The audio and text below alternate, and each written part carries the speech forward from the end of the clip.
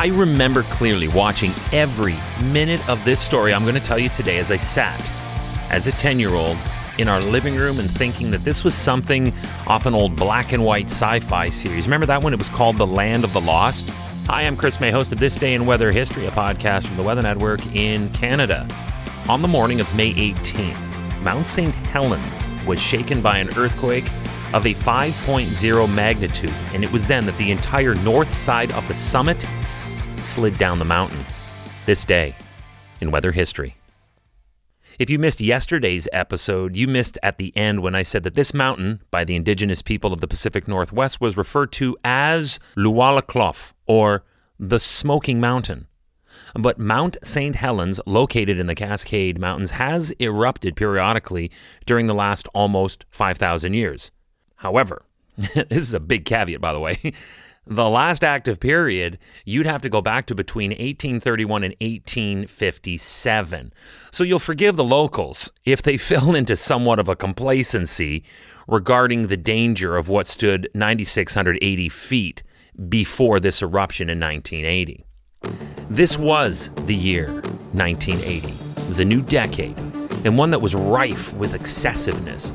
The United States was on the cusp of what would go on to be an economic boom, and one that would be dubbed Reaganomics, as a famous Hollywood actor would assume control of the world's most powerful nation that was also still gripped in a fierce Cold War with the Soviet Union.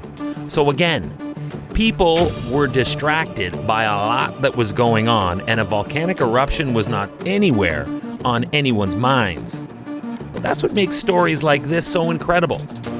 It was on March 20th of that year when noticeable volcanic activity began for the first time in 123 years, with a series of earth tremors that were centered on the ground just beneath the north part of the mountain.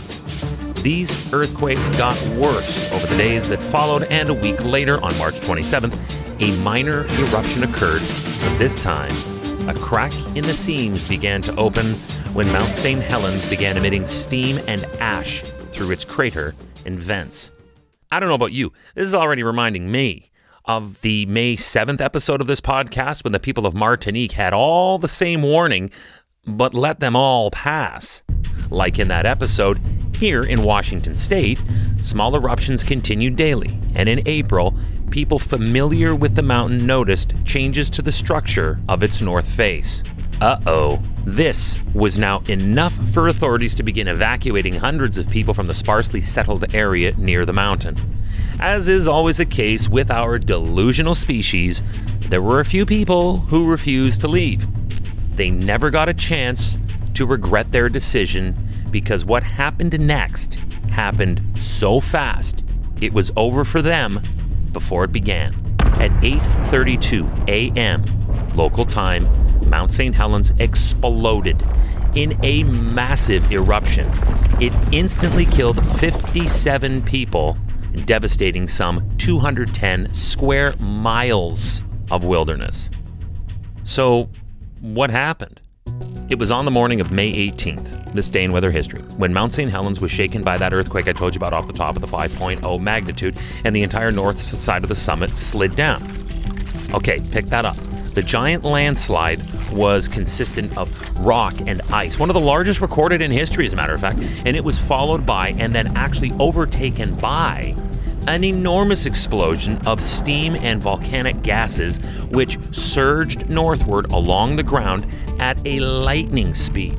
Again, like the story I told you back on this podcast on May 7th from Martinique. However, this was the fatal blow for anything living that was in its path. Trees anywhere within 6 miles were stripped bare or destroyed altogether. It is estimated that 10 million trees were felled by this one blast. On top of that, nearly all vegetation, for as far as the eye could see, was wiped out entirely. Mud flows, pyroclastic flows, and floods, they all added to the destruction, destroying roads, bridges, parks, and thousands more acres of forestry. But what made the news that day, as I sat in my living room watching on TV, was that unforgettable vertical eruption of gas and ash that formed that mushroom cloud that spewed 12 miles into the air. Remember, again, this is 1980, and literally every movie at this time was about the possibility of World War III. So a mushroom cloud broadcast all over the world was very unnerving, to say the least. By later that afternoon, the eruptions had finally subsided, and by early the next day, it was basically over. When the dust had cleared, people looked up and saw that Mount St. Helens, a volcanic cone, was completely blasted away and replaced by what you see now, that horseshoe-shaped crater.